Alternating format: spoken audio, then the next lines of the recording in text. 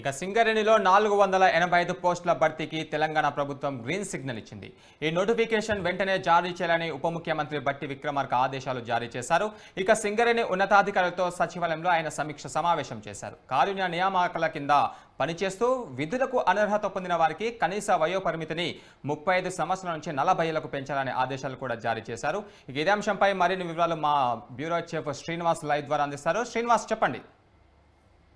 గురు, మరి తెలంగాణలో ఉద్యోగాల భర్తీకి తెలంగాణ కాంగ్రెస్ ప్రభుత్వం మరి ఇక గ్రీన్ సిగ్నల్ ఇవ్వడంతో ఇప్పటి వరకు మరి తెలంగాణలో సింగరేణిలో ఖాళీగా ఉన్న ఉద్యోగాల భర్తీ విషయంలో నిరుద్యోగుల్లో కొంత ఆశ అయితే కనిపిస్తుంది, సంతోషాలు కూడా కనిపిస్తున్నాయని చెప్పుకోవచ్చు. ఏదేమైనప్పటికీ నిన్న సచివాలయంలో మా డిప్యూటీ సీఎం బట్టి విక్రమార్క సింగరేణి ఉన్నతాధికారులతో సమీక్ష సమావేశం నిర్వహించారు. దీంట్లో కారుణ్య నియామకాలు పొంది అనర్హత పొందిన వారికి మరొకసారి అవకాశం ఇస్తూ వాళ్ళ ఏజ్కి సంబంధించి అంటే గత కొంతకాలంగా కూడా సింగరేణిలో ఉద్యోగ నియామకాలు నిలిచిపోవడంతో మరి ఈ యొక్క నిరుద్యోగులకు సంబంధించి కావచ్చు, మరి కారుణ్య నియామకాల కోసం ఎదురు చూస్తున్న వారికి అయితే వయోపరిమితి పెరిగిపోతున్న నేపథ్యంలో ఈ వయోపరిమితి పెంపును మరొకసారి మరి 35 నుంచి 40 ఏళ్ళకు పెంచడం అయితే ఇది మరి సింగరేణి వ్యాప్తంగా చాలామంది కారుణ్య నియామకాల కోసం ఎదురు చూస్తున్న ఈ నిరుద్యోగులకైతే శుభవార్త అని చెప్పుకోవచ్చు. మరి ఓవరాల్గా 485 పోస్టుల భర్తీకి తెలంగాణ ప్రభుత్వం గ్రీన్ సిగ్నల్ ఇవ్వడంతో ఇటు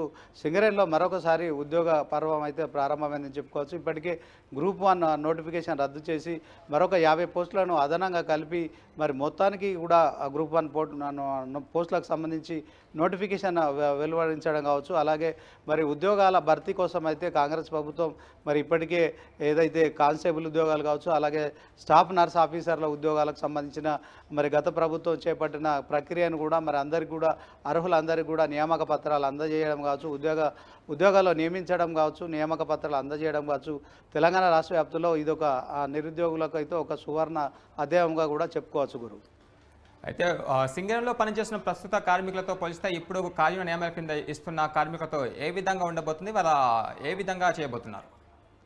ఖచ్చితంగా మరి సింగరేణిలో అర్హత కలిగిన కారుణ్య నియామకాలకు సంబంధించిన ఇష్యూలో మరి ఆ నిరుద్యోగులకు ఆ కారుణ్య నియామకాలు పెండింగ్ ఉండడంతో వాళ్ళకు సంబంధించిన వయస్సు పెరిగిపోతూ మరి వాళ్లకు ఏదైతే ఉద్యోగ నియామకానికి సంబంధించిన ఏజ్ విషయంలో వాళ్ళు అనర్హత పొందే అవకాశం ఉంటుంది. ఈ నేపథ్యంలో మరి రాష్ట్ర ప్రభుత్వం ఇప్పుడు తీసుకున్న నిర్ణయంతో 5 సంవత్సరాలు వాళ్ళకు సంబంధించి ఈ యొక్క వయోపరిమితి పెంచడంతో వారికి ఇది శుభవార్తగా మనం చెప్పుకోవచ్చు.